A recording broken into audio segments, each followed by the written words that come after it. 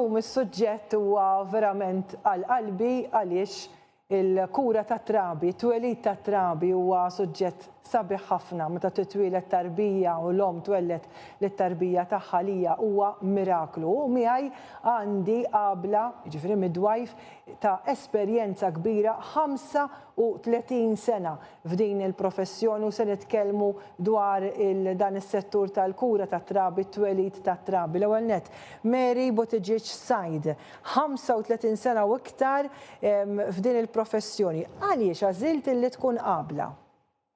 Ara, huwa moment fejn dak li nagħmlu aħna ħajinfluwenza b'mod pożittiv jew negattiv il-mara, il-familja u fil-verità s-soċjetà. Jiena dejjem ngħidilhom having a healthy baby is not enough. Għaliex ukoll għandek il-saħħa mentali tal-koppja u tal-familja. Inti għat li missejt diversi setturi, kont nurse, midwife, u l-lum anka missejt ma' social work, l-lum għandek ovvjament xogħol partikolari sa' nitkellmu fuq ukoll. F'9 snin li kont fil-labor ward, taf bej wieħed u ieħor kemm int ommijiet iweldu li trabi tagħhom? Ija, għaliex dak iż-żmien konna nieħdu rekord u konna nieħdu ħsieb kien hemm sitwazzjoni fejn kien hemm iktar nies li jeħilsu normali inqas, allura kien ikollna numru iktar. U qisu f'dawk il-9 snin kważi 10 li għamilt kelli 1000 kważi 600 deliveries. Illa huwa. U kemm hu mument speċjali għalik u anke mument vulnerabbli wkoll għalik meta l-om tara jdbati biex twellet? Moment sabiħ li rridu nżommu dejjem frasna minħabba is-sitwazzjoni illi whatever we do ħajkun ta' impatt għal dik il-familja u impatt għal ħajjithom. Jiena to be fair għandi il-mami b'dimensja.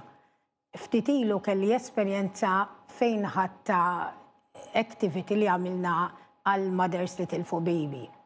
U xinħarġu jagħtu souvenirs, ħsibta tfixklet u ħasbet li tqarbin. U għattila, le mhux inti. Għalt li nbilli tliftu 50 sena ilu xorta tiegħi għadu s-souvenir se nieħdu. Jiġifieri l-impatt illi jiġri at that point in time will mark the person for life. Ftakret li jiġu drabi li ma tiftakar ma tarafnix u tgħix miegħi fl-istess dar. Imma dan l-episodju ftakritu u ħarġitu.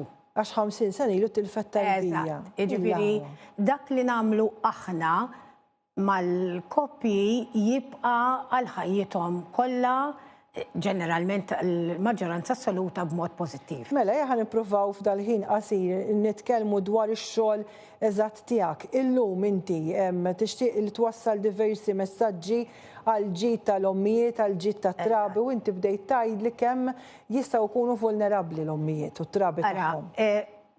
Il-mothers u l-babies huma ħafna aktar vulnerable xi ħaġa rridu nagħtu ħsieb bħalissa fil-ħajja maġla tal-lum illi sfortunatament immorru għal konvenjenza.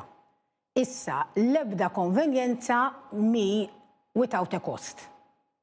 U sfortunatament il-mod ta' kif qed nużaw l-affarijiet illum ta' madwarna fejn huma kollha hemm challenges illi huma moħbijin u faċilment ninjorawhom. Bħal huma pestiċidi, bħal huma plastics, illi dawn qegħdin jagħmlu ħsara lill-bniedem, speċjalment nisa pregnant u tfal.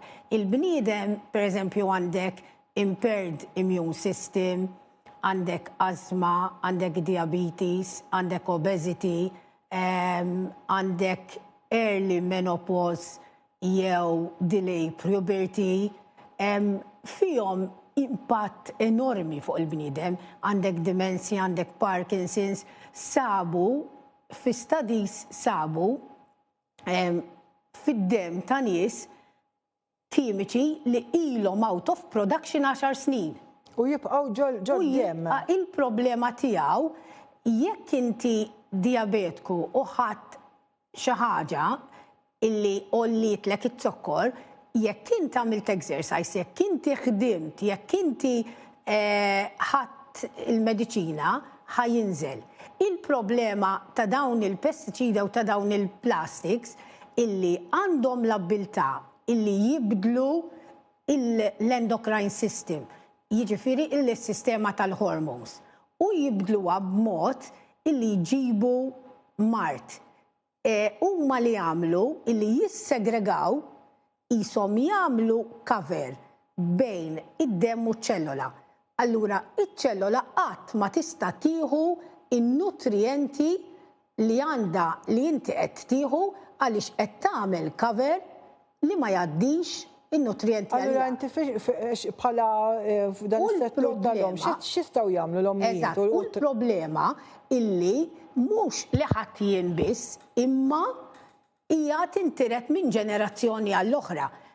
Ir-raġuni, pereżempju, jekk inti għandek tarbija li qed tiżviluppa fil-ġuf, l-ovaries tagħha li ħajintużaw 20 sena, 25 sena wara biex ikollha tarbija, dawn diġà qegħdin fl-om, jiġifieri din mhux biss x'ħadd jikoli, imma xwirtet. Issa x'nistgħu nagħmlu? Hemm ħafna x'nistgħu nagħmlu. Hija naqra tal-biżax huma ħafna l-affarijiet li jistgħu jinvolvu, imma ħafna wkoll x'tista' tagħmel. Pereżempju, fejn għandek pestiċida tkun ċerta illi ħsilt tajjeb baking soda u taħsel tajjeb u tlaħlaħ. Fejn jidħol plastics, evita il-plastik kemm jista' jkun possibbli. Jekk ħatuża l-ewwel fil-microwave ma jidħolx plastik, innużaw ħġieġ biss. Containers tuża tal-ħġieġ, tevita disposable. Ġifieri anke container li għandek il-marka li tista' ddaħlu fil-microwave aħjar ma tużax. Aħjar tevita għax il-plastik, speċjalment jekk jiddeġenera, ħajoħroġ ħajillikja. Avolja jkollu tabella li tista' ddaħlu fil-microwave aħjar tuża tal-ħġieġ. Eżatt. Per eżempju, f'Jannar li għadda ġie publikat studies fuq il-fliexken tal-ilma. Kont se nsaqsik, għax tagħmel ma tużhomx? Ara, aqleb għal-ħġieġ. Fejn tistgħu ma nużawx aħjar iġġor fliexkun tal-ħġieġ ta' metall ieħor imma mhux plastik li huwa reusable, irridu niftakru illi ħankun naqra antipatika. Imma, per eżempju, l-lum, aħna nieħdu l-ilma, jien naf jew minn xi dispenser, jien naf jew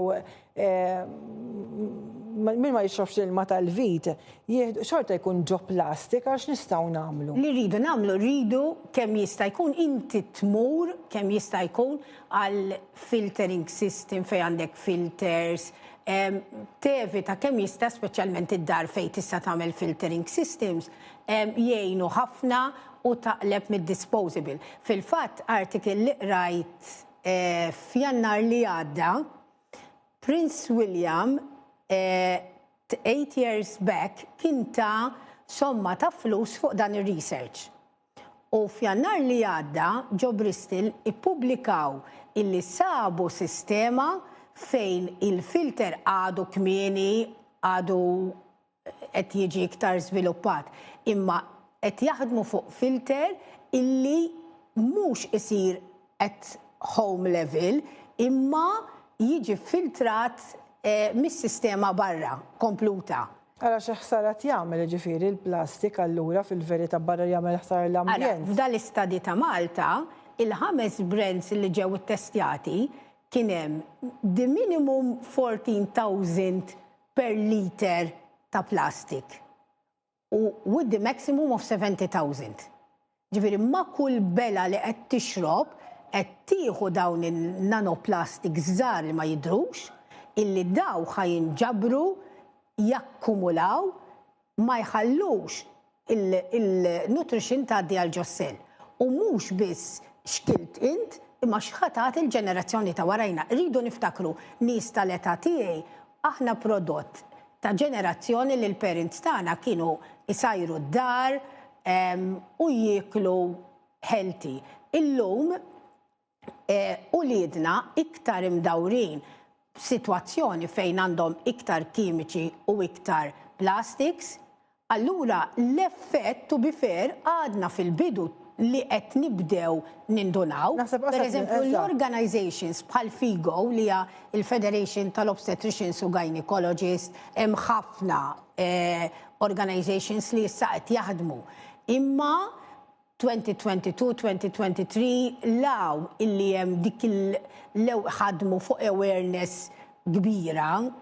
Jiena nħoss li da suġġett irridu nidħlu fih iktar, fatħa nerġa' nkellmek. Mary, nirringrazzjak, għasjen ma kon daqsek konċa, fil-fatt anka jina bħalissa t-najt nevita l-plastik, għax ovvjament, meta aħna l-ħajja tagħna vera kif qed inti tant immaġla, tant ngħidu nużaw affarijiet li huma disposable għax il-ħajja tagħna maġla li mbagħad qed nagħmlu ħsara l saħħitna. Allura nirringrazzjak li ftaħtilna jnejna llum. Dik kienet Mary Buttigieg Said li hija practice midwife qabla, però is-suġġett tagħha dwar it-trabi u dwar l-ommijiet u l-pariri li tat jiswew għalina il-kol u żguri li se naġġornakom b'din intervista b'intervista oħra biex nidħlu iktar fil-fond dwar dak li qalet Mary. Grazzi li segwejtuna.